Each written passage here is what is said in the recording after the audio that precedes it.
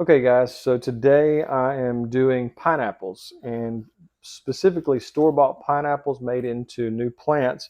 So if you do this process repeatedly and you're constantly growing new pineapples, you'll never have to buy pineapples again.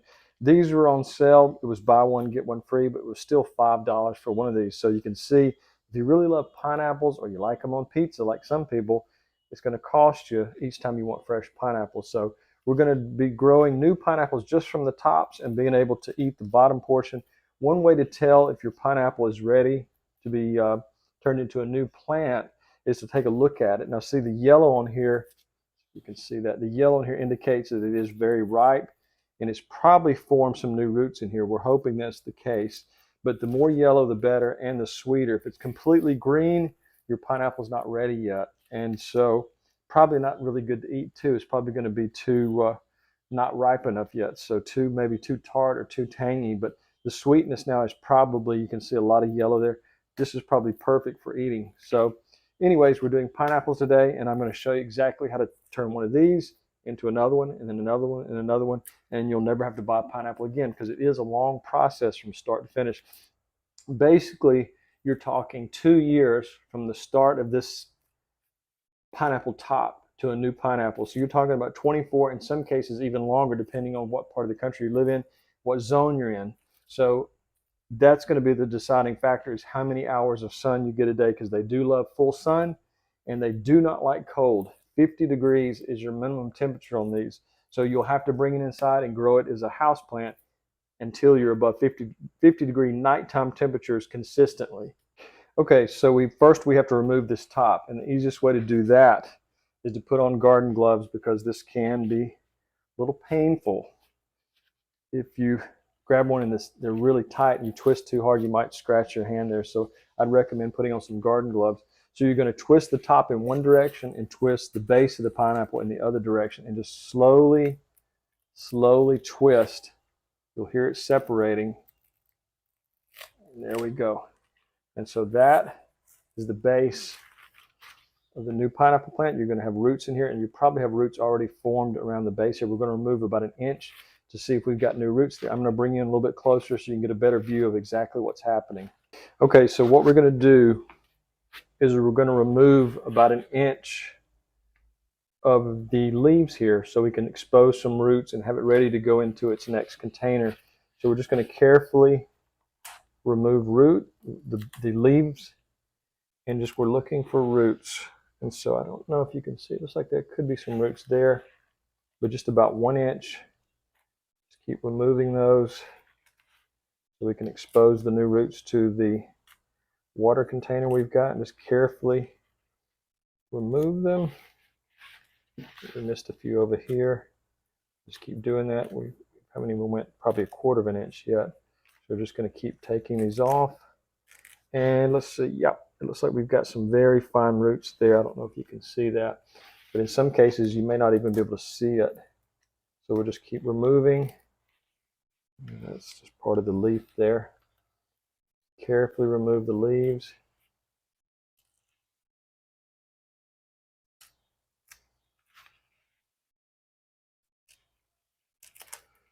Keep pulling them off there until we have about an inch of this exposed.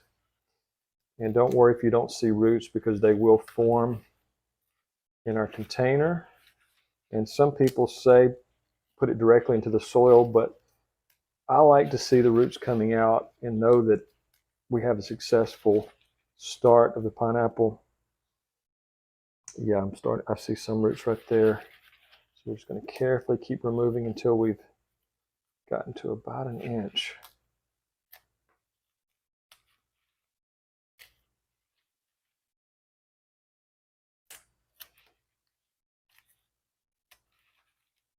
Just keep removing there. And the roots are very, very easily broken. So once you start rooting and you decide it's time to put it into a pot, you want to be careful about that process as well, because the roots are very, very tender and easily damaged. So we'll discuss that as well as to exactly, and I'll show you my personal preference to prevent crown rot. And crown rot is if your roots are too If they stay consistently wet, you will have crown rot. So I think we're close to an inch of this taken off. And so I'm seeing a few roots in there, but not many. We're okay because we're going to be able to tell what happens once we get it into the water. So there you go. We've removed about an inch of leaves, and now we're going to go on to the next step. Okay, so the next thing we need to do is prepare the water for this to sit in there. So I'm using some jars. I believe these contained spaghetti sauce, or maybe it was old mason jars, but I want to make sure that when this is sitting in the pot, that only about half an inch right here at the bottom is in the water, and it will need to be changed out probably every 3 to 5 days. You want the water to be fresh. But something else about the water, now some people say you can use regular tap water, but I want to give the plant the best possible chance to the roots to be successful. They are very tender and finicky roots, so I'm going to put in filtered water, clean water with no chlorine in it.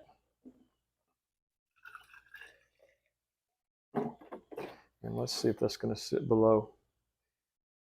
That actually may be too deep because I just want it to be maybe half an inch in the water. So I'm going to pour a little bit of this out. And let's check and see if that's sitting. Yeah. So if you can see, we've got about half an inch of the base of the pineapple in there. So that's ready to just sit and wait.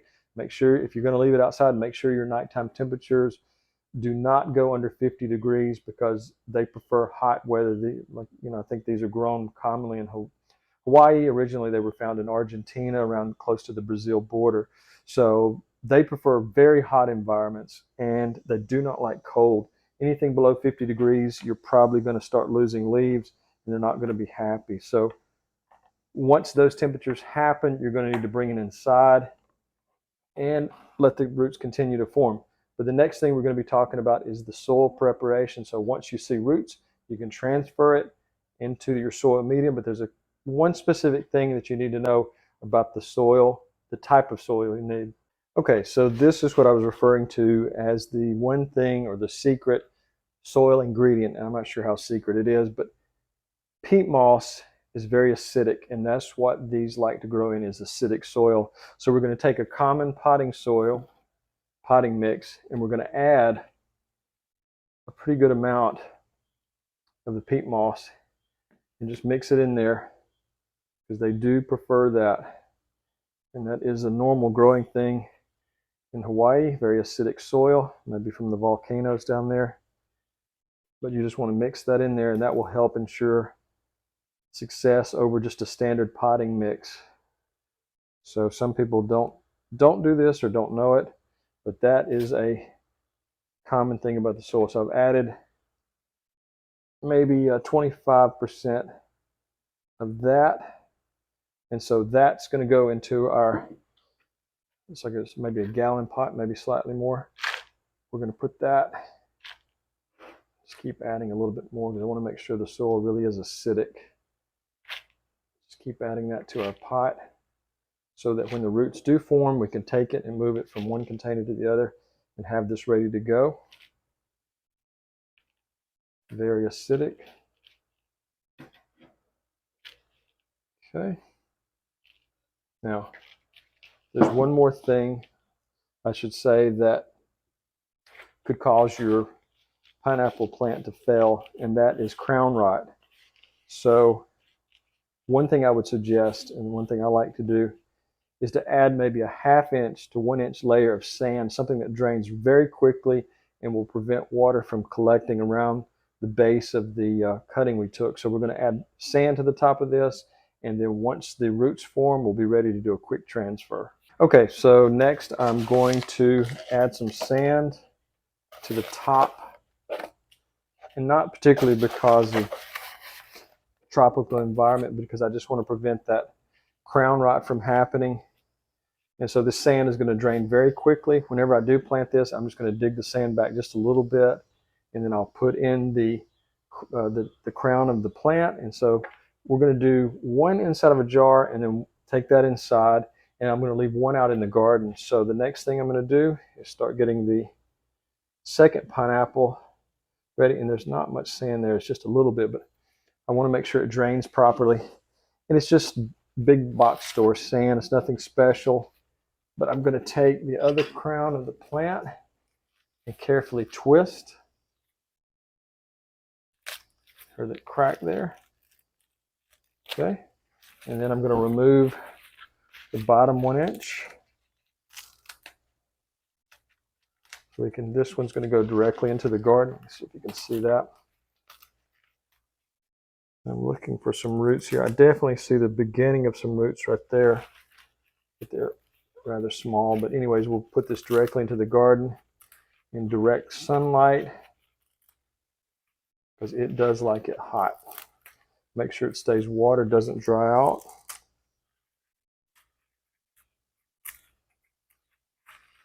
Just going to go up 1 inch, just like we did on the other. Try to do this quickly.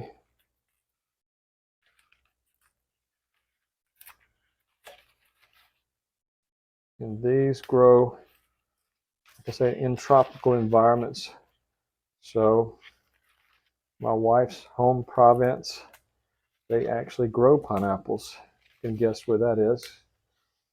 There's not many places in her home country that can happen, but in hers, it is possible, along with a lot of other tropical vegetables, plants, fruits, things like that. I think we're getting close to the 1 inch mark. Okay. I think we're close. But don't be disappointed if you don't see roots. They will form.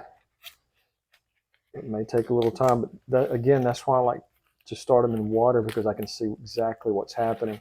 Because once you put this in the sand, you're not going to want to remove that because you don't want to disturb the roots. So here is our pot. We're going to carefully put that in there. Just kind of press it down a little bit. Make it a little bit firm so it doesn't fall over. And you can always support it by using, if you think it's going to fall over, you could put a chopstick through the front and back and put it close enough where it would keep it from falling over. But I'm just compressing the soil and the sand to make sure it doesn't fall over.